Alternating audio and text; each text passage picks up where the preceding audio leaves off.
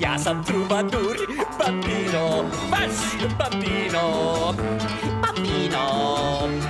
Jurim oko svijeta i bajke lovim ja. Neke su tako tužne, da gorke suze lijem, a neke tako smiješne, da puknem kako se smijem.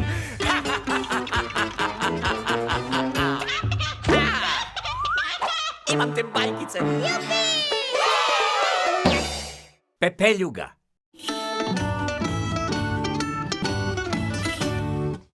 Bila jednom jedna djevojka koja je živjela s okrutnom maćehom i dvijema zločestim polusestrama. Zvale su je Pepeljuga. Pitate se, zašto Pepeljuga? Pa zato što je morala raditi najteže kućanske poslove, prati podove, čistiti peći, pa je vrlo često jadnica bila sva uprljana od pepela. Znači, Pepeljuga. Maćeha nije voljela Pepeljugu, jer je usprko skromnoj odjeći koju je nosila, bila ljepša od njezinih kćeri odjevenih u otmjene haljine. Ali skromna i umljata kakva bijaše, nikada se nije požalila svome ocu, koji je naime često bio na nekakvom službenom putu. Jednoga dana u gradu se pojavi kraljev glasnik i pred okupljenim pukom objavi važnu vijest. Čujte i počujte, mladi kraljević priređuje veliki bal u svome dvoru i poziva sve djevojke diljem kraljevstva da dođu na njegovu svečanost. Ona uzvanica koju kraljević odabere postaće njegova žena i mlada kraljevna. Svaka se dama potajno nadaše da će baš ona osvojiti srce mladoga kraljevića i biti njegova nevjesta. Naravno, i maćeha je silno željela da jedna od njezinih kćeri postane buduća kraljevna.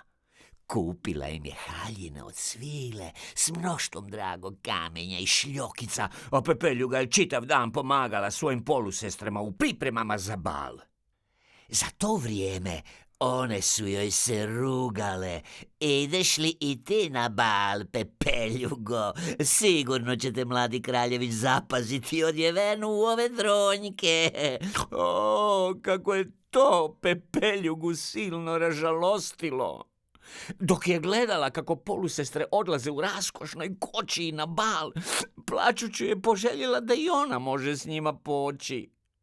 Odjednom se u vrtu ispred kuće pojavi dobra vila. Sažalila se nad ubogom djevojkom, pa joj reče: ne plači, draga moja, ja ću ti pomoći. Tko ste vi? Suznih je očiju upita Pepeljuga. Ja sam tvoja dobra vila.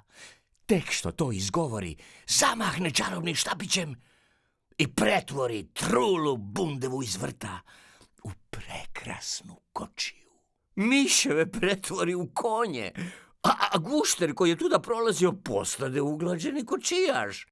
Dobra vila dotakne svojim štapićem Pepeljugu, koja se istog trena zaodjene u prekrasnu svjetlucavu haljinu sa šljokicama.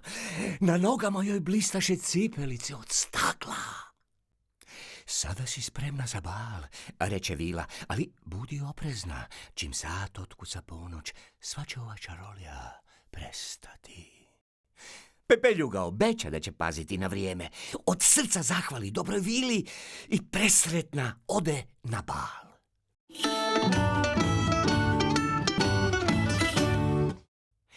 Čim je ušla u dvoranu, svi zanijemiše od divljenja. Tko je ova prekrasna princeza, u čudu su se pitali. I maćeha je sa svojim kćerima ljubomorno pogledavala mladu djevojku, niti ne sluteći da je to Pepeljuga. Kraljević, očaran njezinom ljepotom, odmah je zamoli za ples.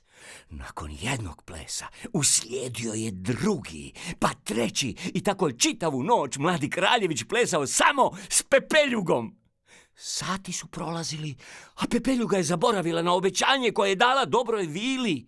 Na jednom se prenu pogleda na sat, stane bježati koliko su je noge nosile. Mladi kraljević s mjesta potrča za njom. Uzalud, mlada djevojka bježe već daleko odmakla. Puf! Na jednoj stubi kraljević ugleda staklenu cipelicu koju je Pepeljuga u bijegu izgubila. Tek što je otkucala ponoć, Pepeljuga se našla u svojim starim krpama i sa jednom staklenom cipelicom. Oprezno ju je spremila pod svoj jastuk, kako je maćeha i polusestre ne bi pronašle. Još je dugo sanjarila o kraljeviću, koju je tako milo gledao i čitavu večer s njom plesao. Idućeg jutra kraljev glasnik objavi važnu vijest. Mladi kraljević oženit će djevojku, čija noga pristaje staklenoj cipelici.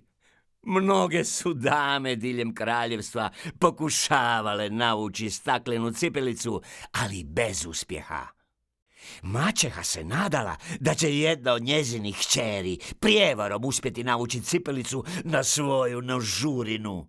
A jadna Pepeljuga čitavo je jutro morala pomagati svojim oholim polusestrama, koji su se međusobno nadmetale i svađale koja će biti nova kraljevna. Silom su se trudile navući staklenu cipelicu, a pritom uzdišući od jada i muke. Sve je bilo uzalud. Najednom u sobu uđe Pepeljuga i zamoli glasnika da i ona isproba cipelicu. Maćeha i polusestre počeše se zlobno smijati i taman kad su je željele otjerati, kraljev glasnik izvadi cipelicu i ljubazno je dade Pepeljugi. Njezina je mala nožica s lakoćom ušla u staklenu cipelicu. Mlada kraljevno, reče glasnik i nakloni se Pepeljugi. Maćeha i polusestre pozelenješe od zavisti i nasrnule bi na mladu djevojku da je kraljev glasnik nije odmah odveo u kraljev dvor. Čim je ugledao Pepeljugu, kraljević je znao da je to djevojka s kojom je plesao čitavu večer na balu. Odmah ju je zaprosio. Pepeljuginoj sreći nije bilo kraja.